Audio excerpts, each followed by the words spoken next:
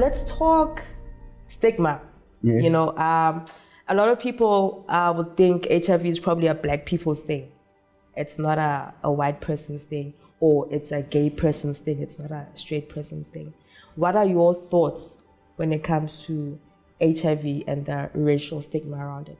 I don't believe that there is exclusively a racial stigma. Just because we're different colors, it doesn't mean we think differently. And white people get affected, I think, in some cases, just as much as black people would, with the concepts around being HIV positive. Mm-hmm. But the more you start to share it, the more you open up, the more you deal with it.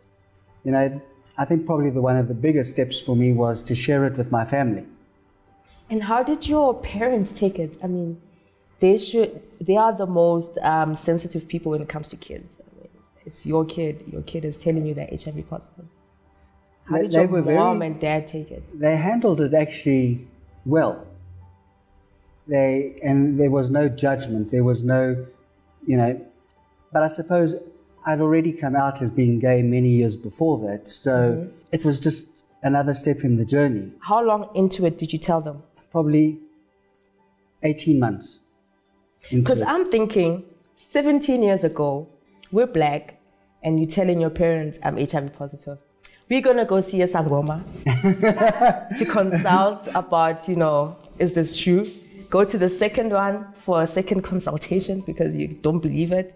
If the bones are thrown differently, you're going to go to the next one, you know, slaughter everything to make sure that this is not true, you know, because I feel like back then it was that type of conversation when it came to HIV. So for your parents to accept it in that way during that time. It wasn't easy to tell them. Yeah. The lady that I was speaking to that was guiding me, she said to me one day with one of our discussions, Andy, it's time to tell your family. This is your homework. And I'm like, okay. So I started telling friends first, as I said to you earlier. And how do you tell them? Okay, pretend I'm your friend, you know, and you're telling me for the first time. Like, how does it happen? You know, to really go back so far. Do you take a couple of shots and be like, no, it was over a cup of coffee or... Yeah. I was nervous, yes. But it was something my journey was calling me to do. Oh. You know, we need to understand that emotion is the most powerful system in the body. And it's our hidden secrets that actually put pressure on the immune system to operate effectively. So anything that we hide actually does us more harm than good. Mm. And I got a 3-page email actually from my sister who lives in London about the whys and the wherefores and being responsible, which knocked me for a 6, yes. And I went off to see my friend and have a chat with her. And she said, you have to respond to your sister, but you need to do it totally out of love. You can't respond out of defensiveness or judgment. But when it comes to consciousness, it has to be your truth. You can't pretend in what you're saying, because otherwise she's going to reflect back my guilt to me. Mm. So I wrote back a 1/2-page email to my sister, just thanking her for her love and caring, essentially. And she sent my mother money to go and buy me clothes. What? and we've never had an issue about it since. Yeah. It was a huge step for me. It wasn't easy. I was petrified to tell them. Yeah. But I did it. And that's how we find the courage we need to face any of life's challenges within ourselves. When we take that step to do what we need to do, to live our lives authentically. Yeah. Not a lot of people are that emotionally strong, because there's been incidences where you find someone, they'll find out that they're HIV positive, and then they'll commit suicide. Yes. You know, because they don't want to tell the next person or their partners. They just feel like it needs to end. This is where it ends. Yes. We can't continue with our lives from here onwards, you know. So what has kept you for 20 years? What has kept you going? Like for you my to just spiritual beliefs and wake up. practices. Because I process everything that happens in my life, from the HIV to all the other things that fell apart. Because there's deeper lessons to learn. And if we can learn those lessons, it gets us to the next step and the next level. Because we're much stronger than we believe we are. We're not that fragile. Yeah. No, definitely. And did you ever do therapy? When I started dealing with things that I needed to see a different therapist, the last one didn't have any of the answers. So I went to see a different psychologist. Esangoma. and at the end of the session, he said, or towards the end of the session, he said to me, Andy, I feel like you're looking to me for answers. And I looked at him and I said, no, but if you're just going to sit there and reflect back my feelings to me, I can go to Lifeline and get that for nothing. And I never went back. And then I started taking other steps. I did a course called Quest, which teaches you to question what you believe.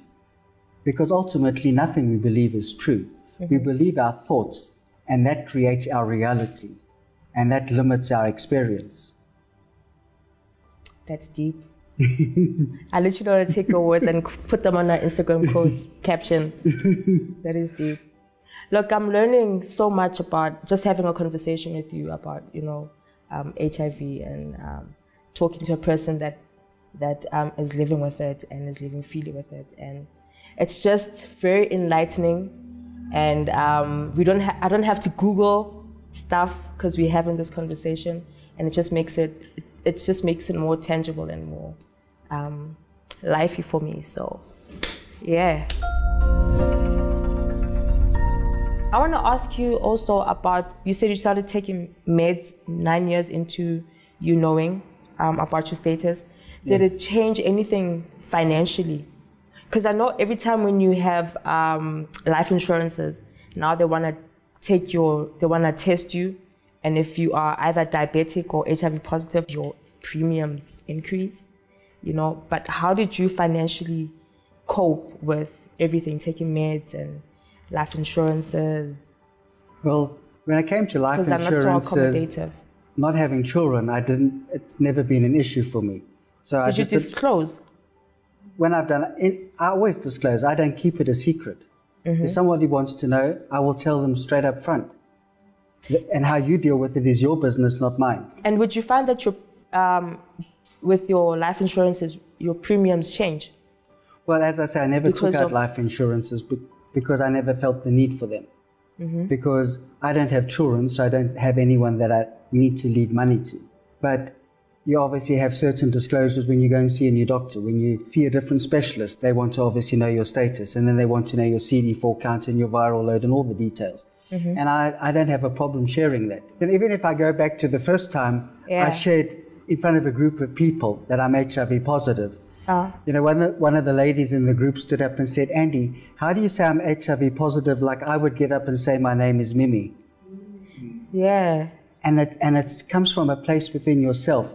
But you've got to cultivate that courage within yourself. No one can do it for you.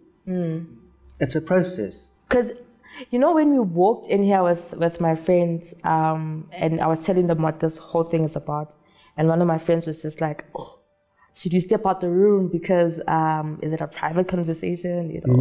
Like how did you finally get to a point where you just so openly comfortable? Because I started speaking publicly about it. Yeah. And because I wanted to share my story that it's not a life sentence. That there's deeper lessons to learn from this if you're open to learning them.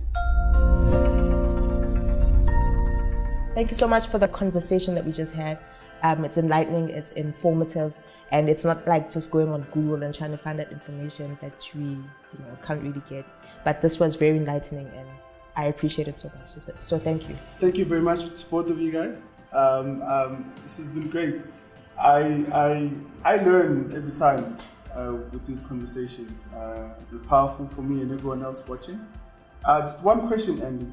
If I wrote half a page of an email to your sister, would she send me money for clothes too? I also wanted to know. I didn't want to ask. Will I know? I have an incredible sister. Actually, an incredible family. That's I think the power is family. Yes. I think a lot of people go draw out. Your strength from family. Yeah, a lot of people think that family suddenly, because now you're living with HIV, the same people that loved you your whole life will turn against you. We lose a support structure by not telling family. They've supported me through all of it. And on that note, thank you very much, guys. We'll see you on the next episode. Peace. Thank you. Thank you.